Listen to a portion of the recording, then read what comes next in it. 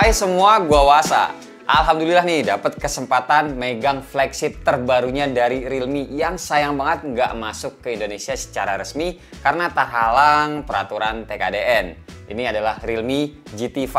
Nah, terhalang peraturan TKDN-nya ini tuh yang katanya sih tiba-tiba mendadak dengan tingkat persentase yang lebih tinggi, alias gampangnya adalah mesti punya pabrik di sini. Jadi udah nggak bisa lagi numpang ya ngerakit handphonenya.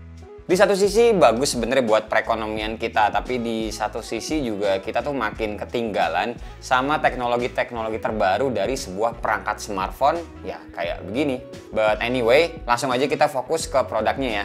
Nah, ini buat teman-teman yang tertarik beli sebenarnya juga bisa sih lewat jalur e-commerce gitu ya yang udah jual. Gua ngeliat ada tuh di toko ijo. Harganya tuh mulai dari 9 jutaan hampir 10 juta sih. Itu udah termasuk pajak dan emailnya juga pasti udah didaftarin.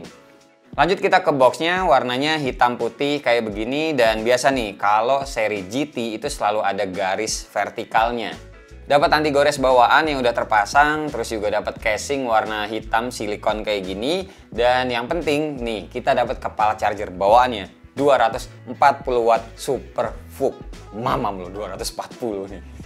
Buat handphonenya sendiri kayak begini. Pas awal ngelihat desain belakangnya tuh macam kayak Google Pixel ya, ada garis kayak gini di kamera belakangnya yang disusun horizontal. Tapi kalau Realme ini vertikal kameranya, jadi garis frame kameranya tuh kelihatan lebih tebel. Material belakangnya ini kaca ya atau glass, terus lihat bezel layarnya juga rata nih tipisnya. Ukurannya itu 6,74 inch AMOLED 144 Hz refresh rate-nya. Ngedukung SDR10 Plus dan kecerahannya bisa sampai 1400 nits. Di bawah sinar matahari pastinya aman banget. Fingerprint juga di dalam layar. Handphonenya pas kita pegang ini tuh berasa lebar sih. Soalnya tuh rasionya 20:9 dan juga berasa mantep dipegangnya. Soalnya kapasitas baterainya ini lebih dari 5000, tepatnya 5240 mAh. Speakernya so pasti stereo, slot SIM cardnya cuma bisa 2 SIM aja dan tidak ada jack audio. Di atasnya ada infrared blaster buat remote-remotan. Sekilas kalau ngeliat handphonenya kayak biasa-biasa aja ya sebenarnya tuh. Nih handphone paling punya fitur uniknya adalah di bagian belakang sebelah kameranya. Ini tuh ada semacam dekorasi semi transparan dengan 4 lampu LED yang bisa menyala. Ini gunanya buat lampu notifikasi. Standar sih ya, munculnya tuh bisa karena ada notif masuk, lagi ngecas, ataupun masuk ke GT mode. Jadi kalau misalkan teman-teman ada yang nanya, "Bang, ini ada layar kecil nggak di belakangnya?" Jawabannya adalah tidak, cuma LED notifikasi aja. Tapi yang banyak bikin orang-orang atau bahkan teman-teman gue tuh geleng-geleng kepala pada saat gue kasih lihat handphonenya ini adalah teknologi jeroannya. Sayang sebenarnya Realme GT5 ini tuh nggak masuk Indo secara resmi ya. Padahal Realme ini punya teknologi yang sejatinya bisa dipamerin ke brand lain yang masuk ke Indonesia. Nggak ada kan Android yang basic RAM-nya aja itu 24 GB kayak Realme GT5 ini. Bisa di-extend lagi 12 GB. Jadi total RAM-nya itu 36 GB nih si Realme GT5. Gede banget. Internal storage-nya juga nggak main-main. Ngikutin RAM-nya yang gede, makanya internalnya adalah 1 TB. Useless, bisa jadi.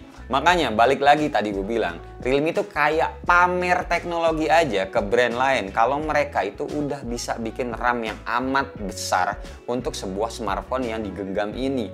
Dan mungkin akan ada juga usernya nanti yang yang istilahnya tuh pamer-pamerin RAM-nya lah. RAM gue gede gitu. Sementara lawannya adalah iPhone misalkan gitu ya. Yang penting handphonenya lancar. Apa itu RAM? Iya kan? Tapi seru aja jadinya perkembangan teknologi. Skor Antutunya nggak usah ditanya. Gede banget Snapdragon 8 Gen 2 guys. 1,6 jutaan nih dapetnya. Benchmark lain skip aja. Pastinya semua game bisa dilibas lah. Main Genshin Impact aja, defaultnya dikasihnya medium. Oh iya, FYI, haptic vibrate handphone ini juga enak, padet, dan ya pokoknya berasa lah flagshipnya. Buat baterainya sendiri bisa banget nemenin seharian. Ngetes SOT-nya nyampe 11 jam. Dan ngecasnya dari 5% sampai full cuma makan waktu 19 menit aja. Gila banget. Ini ya, gue jamin kalau teman-teman lupa ngecas paginya bangun tidur, terus ditinggal sikat gigi, abis itu lanjut siap-siap berangkat, langsung langsung aja gitu nggak mandi, ini tuh bisa nyampe 90%-an baterainya dari habis banget guys, dijamin. Bisa banget pokoknya diandelin buat teman-teman yang punya kebiasaan lupa ngecas handphone malamnya. Cuma minusnya ada satu nih, jangan sampai casannya ketinggalan aja. Dari sisi kameranya juga setupnya gue udah bisa bilang oke sih. Lensa selfie-nya tuh 16 megapiksel, nggak gede-gede banget, tapi hasilnya cakep. Belakang yang utamanya 50 megapiksel ditemenin sama lensa ultrawide 8 megapiksel. Dan sayangnya masih ada satu lensa gimmick makro 2 megapiksel. Padahal udah flagship ya, tapi masih ada aja lensa beginian gitu. Buat hasil kameranya khas Realme sih, gue suka-suka aja, nggak ada masalah sama hasilnya. Apalagi selfie HDR-nya bisa banget diandelin, nggak ada tuh backlightan. Terus buat kamera belakangnya juga ini tuh tajam dengan warna yang oke, naturalnya gue suka. Apalagi foto malamnya juga tetap cakep dan tajam.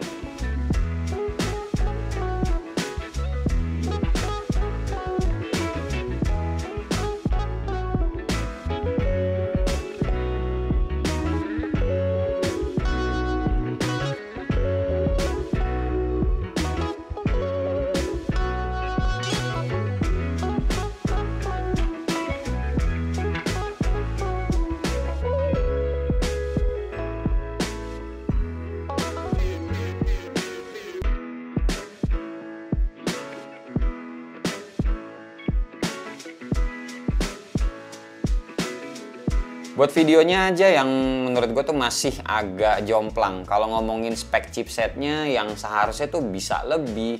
Perekaman lensa belakangnya bisa nyampe 4K 60 fps. Tapi kamera depannya cuma mentok di 1080p 30 fps aja.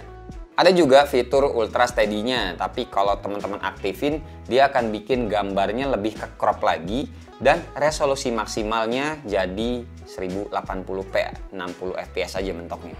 Oke, ini contoh videonya 1080p 30 fps. Ini keadaan lagi ngerekam begini, bisa diubah ultra wide nggak ya langsung? Bisa. Oke. Smooth banget dari previewnya sini ya. Ini lagi ada acara The Ride. Nih, aduh, di sana ada musik lagi. Takutnya kena lisensi ya. Kita kabur deh, lari. Nih gue lari. Gimana smoothnya? Bisa atau tidak? Ya naik motor panas banget kayak di sisi sini, peak 2 ya. Ini bagus sih. Kita ke lensa utama. Nah, 1,2 malah. Nah, ini 1.0. Ya, kayak beginilah. Smooth loh, guys. Coba kita coba zoomnya full sampai mana ya? Ini 1x. Terus. Oke, mentoknya 10x ternyata. Balikin lagi.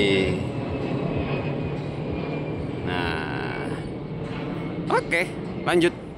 Oke, ya ini kamera depannya mentoknya 1080p 30 fps. Ya, jomplang banget ya, tapi ya sudah biasalah handphone seperti ini. Padahal nih Snapdragon 8 Gen 2. Kencang banget padahal handphone ini.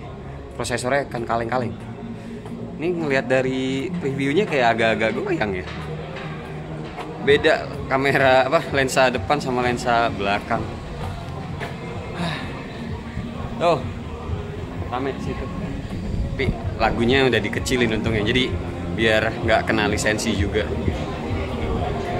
So, yaudah paling gini aja. Kita lanjut lagi. Nah, kalau ini 1080p 60 fps dan kalau 60 fps nggak bisa ke ultrawide ternyata. Jadi gimana penerapan suaranya? Gua ngomong dan ada suara MC-nya. Mic-nya gimana, bagus atau tidak?